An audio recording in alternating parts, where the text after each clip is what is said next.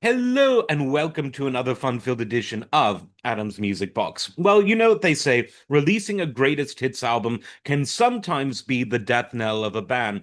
But for Styx, their finest achievement that really got them the recognition and the popularity that they always deserved came after the release of a greatest hits album, which is kind of funny.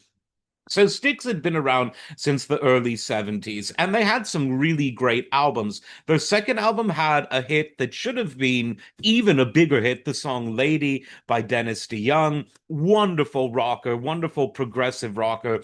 And the band then, they continued to sell albums, but they weren't as big as they should have been. And then in 1977, everything came together on an album that, again, I would call a perfect album. There's absolutely no filler, and it's so cohesive. And this is The Grand Illusion.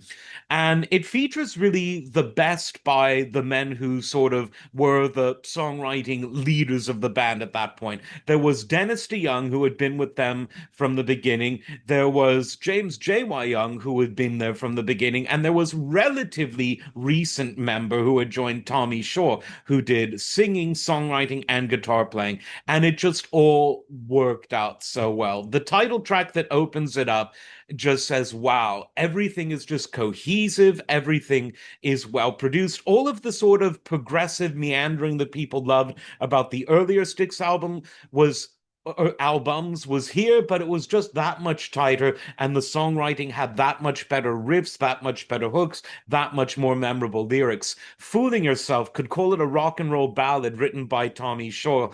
Wonderful, wonderful stuff. Side one finishes out with Come Sail Away.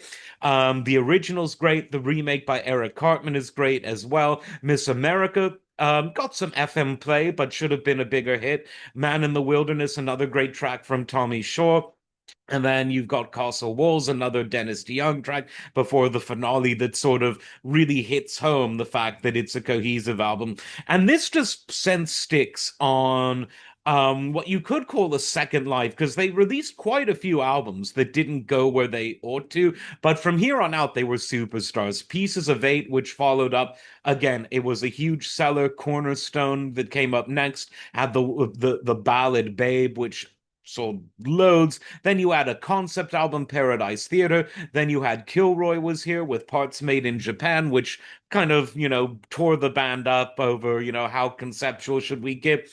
But at this Pieces of Eight and Grand Illusion era, late 70s, before the sort of ultra concept albums of the 80s came, you could say that this was a band that could do no wrong. And while the critics never appreciated them, they were a fan favorite because they were sort of a working man's prog rock band. They were down to earth, they were good humored, they put on a great stage show, and they weren't afraid to make virtuosity fun. And that's really what they did because they were all great, great musicians, great songwriters, great vocalists, great harmonizers, but they made it fun. They let people know that the critics made it seem that they were so up themselves, but they were really a fun, down to earth band that said, look, everyone's had a long week. Now it's Friday. Let's just have some fun with this sophisticated music full of synthesizer and organ and guitar solos and have a great time. And they did. They were a great, great live band, and yet they were still so tight and well produced in the studio. And it really got a second life with this great album from 77, Grand Illusion. Like, subscribe, and we'll see you next time. Take care.